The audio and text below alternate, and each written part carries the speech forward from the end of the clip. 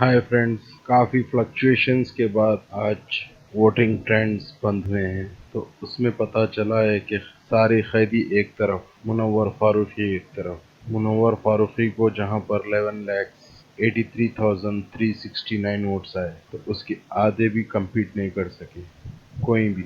Second position पे पूनम पांडे आए, जिसको 4,89,173 वोट्स आए। थर्ड पोजीशन पे प्रिंस नरोला है, जिनको 4,62,590 आए। और फोर्थ पे अंजलि, जिसको 4,60,528 वोट्स आए।